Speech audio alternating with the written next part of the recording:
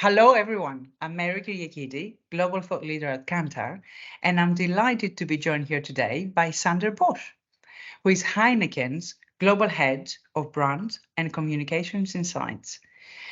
Welcome, Sander. Please tell me a Thank little bit you. about you and about your role at Heineken.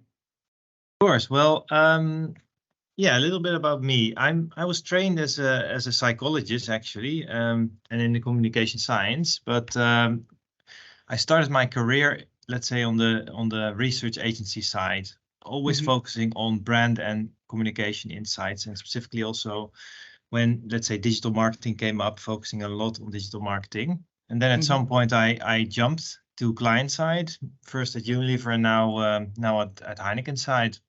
And here I focus on, in a global role, on translating our brand and communication insights into, let's say, learning, guidance, and wisdom for the company so that we can implement that in our, let's say, brand plans and brand strategies moving forward. So let's say that's my day-to-day business.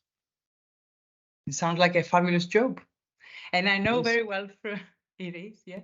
I know very well from you, from the conversations that we've had, that Heineken is one of these businesses who place emphasis on a brand's lifetime value. So, and you're looking for answers about how to increase that value, that lifetime value. Now, this is why our framework, the Meaningful, Different and Salient framework, has become quite central in your business conversations. And I know that you personally, Sander, are quite an advocate of the framework itself. Please tell me, how can one convince their business peers that there will be benefits if they increase the focus on the value of their brand?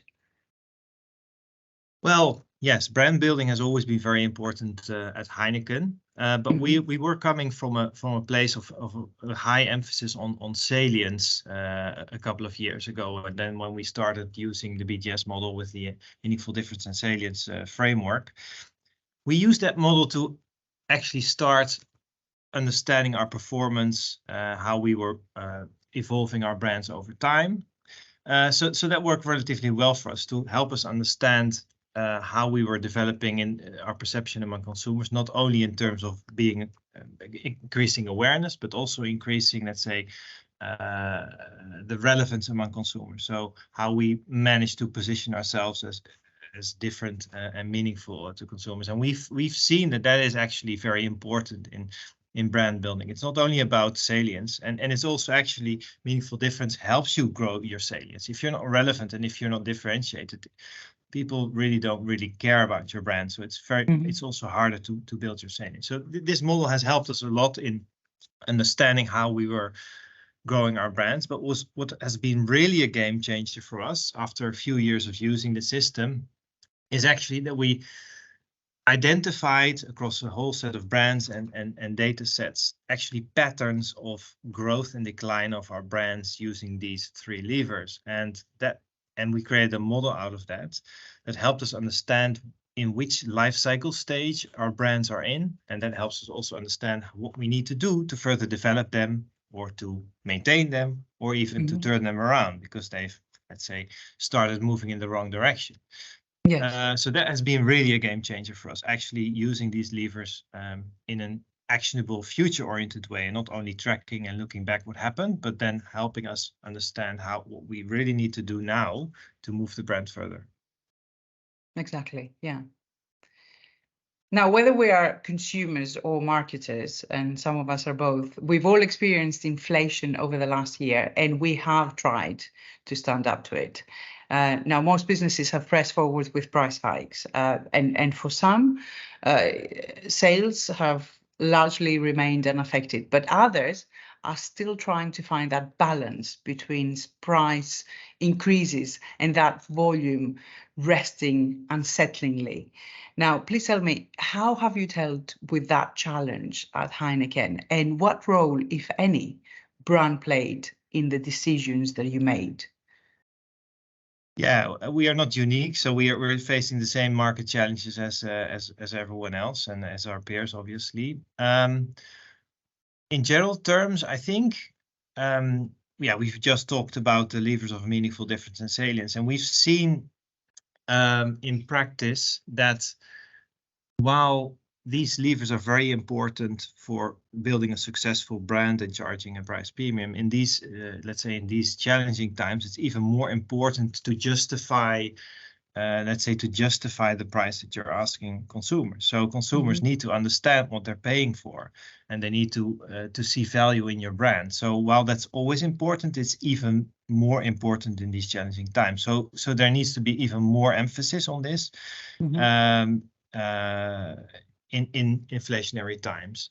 Yeah. And actually also these factors should play a role in pricing decisions. So Yes. understanding understanding the perception of the brand in the minds of consumers is super important when you're making your pricing decision. So in general terms, I would say that's something that we're really closely looking into and considering. And I suppose when you're talking about the brand in the mind of the consumer, you're kind of referring to brand differentiation as well. Well, maybe. So we know very well that it's been debated a lot as a topic. And I would like to ask you, where do you stand on this debate? I mean, is it important to consider it or not? And can it be an effective way to reduce customer price sensitivity? Well, I know there's been a lot of discussion in the industry indeed. We have seen, so I personally believe that we've also seen that differentiation, and then I mean differentiation in relative terms versus competition, so not in absolute, let's say, absolute terms, but really versus your competition, is an important driver of price sensitivity. However, differentiation alone is not enough. So I've seen many cases where, let's say, brands focus a lot on their point of difference, but the key to unlock that differentiation is to make it relevant to a large, let's say, large audience, because differentiation alone is not enough, but it is crucial to drive, let's say, pricing power. However, it has to be relevant, meaningful to a large group of people to really be successful and scalable. Otherwise, you remain niche, and we're here to build mass premium brands. Hence, that's very important to us. But definitely, we've seen evidence that relative differentiation is an important driver for price sensitivity. Yes, exactly. And as you said, that balance is quite important again. Now, thank you, Sander. I loved our chat. We talked about brand differentiation. We talked about pricing. We talked about meaningful, different, and salient framework, our framework, and how this framework can help you understand and define both brand differentiation and pricing. Now, lots of food for thought for brand managers who are likely experiencing very similar challenges to Heineken and you right now. But for now, I would like to thank you. Bye, Sander. You're welcome. Bye-bye.